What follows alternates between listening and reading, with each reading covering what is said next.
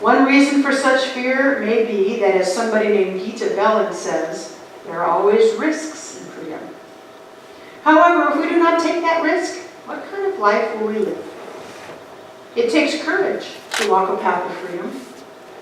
A person who feels free approaches life in a dramatically different way than one who does not. The once enslaved abolitionist, Harriet Tubman, I think everybody has heard that name, Harriet Tubman, described the inner reflection necessary to claim a life of freedom when she said, "I freed 1,000 slaves and would have freed 1,000 more, if only that they knew they were slaves."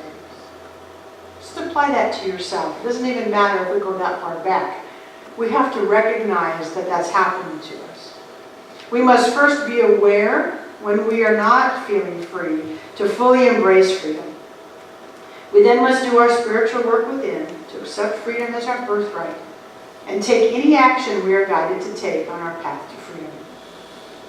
As we walk our freedom path, any false ideas and beliefs we have about who we are will fall away, and we step into a new way of being, acting, and seeing. Spirit leads us, and we experience a freedom to be ourselves without inhibition. Finally, we come to experience the spiritual truth that we are and always have been free. Let's close our eyes.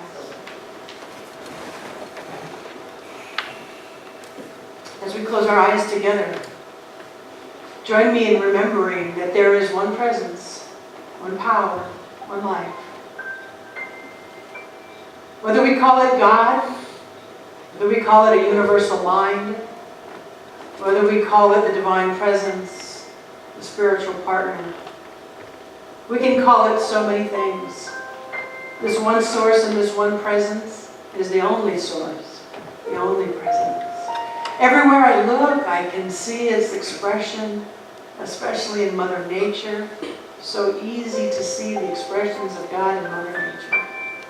And so I let that inform me of this one source and the giving nature of God. Always giving of itself, always creating out of itself. And this same nature has been given to me, us. This same powerful life force is within me and all of us. When I close my eyes and feel my breath and my heartbeat, I can feel the life force. There's only one. It's right here. It's in every one of us. And that same divine givingness is giving itself to you and me, always. And it has already implanted within us this urge, this instinctual knowing of freedom. Freedom to live a full, expressed life. And so I speak this word claiming exactly that, a full expressed life for each of us. A life where we are free to choose and free to be ourselves. Free to be the unique expression of the divine that we are. Free to have the most amazing relationships. Free to have the jobs that serve us well. And free to have the resources coming into our lives in amazing, maybe not even known to us yet, ways. We are free to choose. We are free to be. And that is what the divine wants of us. And so I know for all of us that today we are making choices that lead us step by step down that road of freely expressing our God self. I'm grateful for all this. I'm grateful to remember. I'm grateful to speak this word.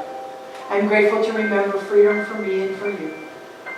And so with this sense of gratitude, I release this prayer now into the spiritual law that already knows what it's doing, just like a seed planted in the soil. It knows how to grow it. And so I can just let go and let it happen. And so it is. And so it is.